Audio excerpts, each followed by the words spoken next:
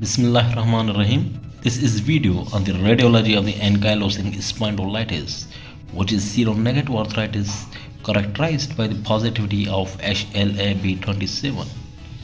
When you view the human vertebral column from the side, there are the four natural curves in the human vertebral column: cervical, thoracic, lumbar, and sacrum. These are the normal curves in the spine. Whenever a patient is suffering from the ankylosing spondylitis, the first thing to appear, the first thing to happen is the loss of the lordotic curvature. This is the first sign. Whenever a patient is presenting to you and he is complaining of the back pain for 3 months and you advise the x-ray where you find the loss of lordotic curvature, usually at this stage the patients of the ankylosing spondylitis are ignored. They are either referred to the neurology or to the orthopedic.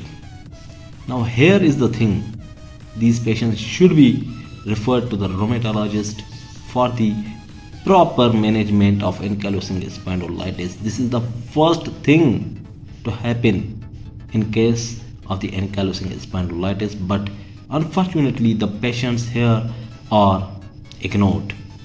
The second thing to happen, but before we discuss the second thing to happen, this is the normal shape of the human vertebrae.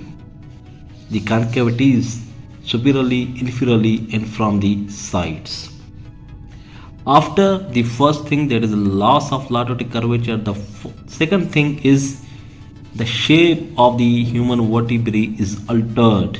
These concavities are lost and shape formed is called squaring of the vertebrae. Squaring of the vertebrae is the second stage. And look at this picture, the concavities which were normally present in the human vertebrae, they are lost. Now the third stage is at the margins of this squared vertebrae, there is actually the osteopenia. When you view this on the x-ray, the margins appears as the shining, and this is evident on the x-ray. Definitely it is not evident in this picture. I am just telling you, just focus on this margin. This just think that this is the shiny sign and shiny ends. So the squared vertebrae characterized by the shining of its margins, it is known as the shiny corner sign or the romanus lesion. This is the third stage, and this is because of the marginal osteopenia, which appears as white radiolucent margins on the x-ray, therefore known as the shiny corner sign. Now the fourth stage is known as the Andersson lesion. I am telling you this because if you are asking to any student that what is the radiology of the ankylosing spondylitis, definitely an answer is given that it is the bamboo spine. But before the patient develops the bamboo spine, there are the stages through which the patient has to go, and after that he will develop the bamboo spine. And the bamboo spine is almost the last stage. It is the vision of a good doctor, a rheumatologist, to identify the patient at very early stage and treat it.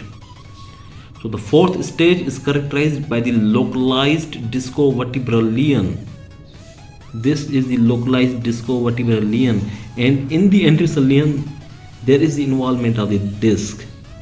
See, there was not involvement of the disc in the loss of lordotic curvature or in squaring of vertebrae or in shiny corner sign, but as the deforming of the vertebrae is continued, it involves the disc. Now the degeneration of disc gives this shape to the vertebrae, and this was first identified by the Andersson. Therefore he named it as the Andersson lesion, and this is the fourth stage. This is actually the localized discovertebral lesion. Now At the margins, the osteophytes are formed, and this is known as the marginal osteophyte. Thin marginal osteophyte is the feature of the ankylosing spondylitis. Thick marginal osteophyte, it is the feature of the psoriatic arthritis.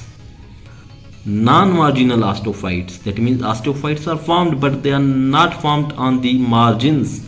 Non-marginal osteophyte is the feature of spondylitis, not spondylitis, spondylitis. So non-marginal spondylitis, thick marginal psoriatic arthritis.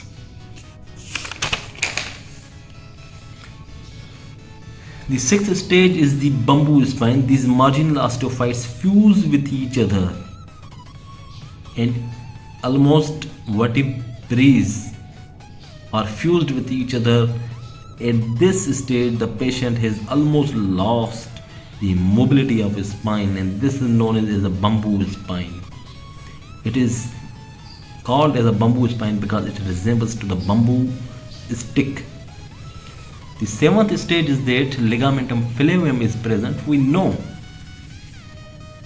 it also undergoes the process of calcification and it appears white normally, which does not appear on the radiology of human vertebral column.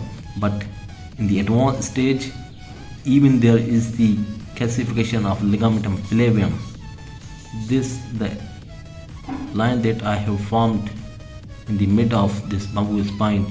Let's consider this is the ligamentum flavium and it has undergone the process of calcification and appears white radiolucent structure on the x-ray, and this is known as a Draeger sign. So these are actually the stages through which the patient of ankylosing spondylitis undergoes, and the vision of a good doctor is that he should identify the patient of ankylosing spondylitis at very early stage, rather the patient comes to you with the bamboo spine or with the Draeger sign, and at that time it is very difficult for you to manage the patient as well as very difficult for the patient because the movement is almost restricted, the mobility is almost lost.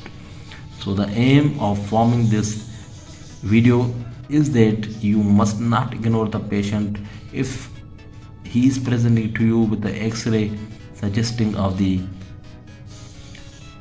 loss of lordotic curvature and with the complaint of pain greater than 3 months. Thank you.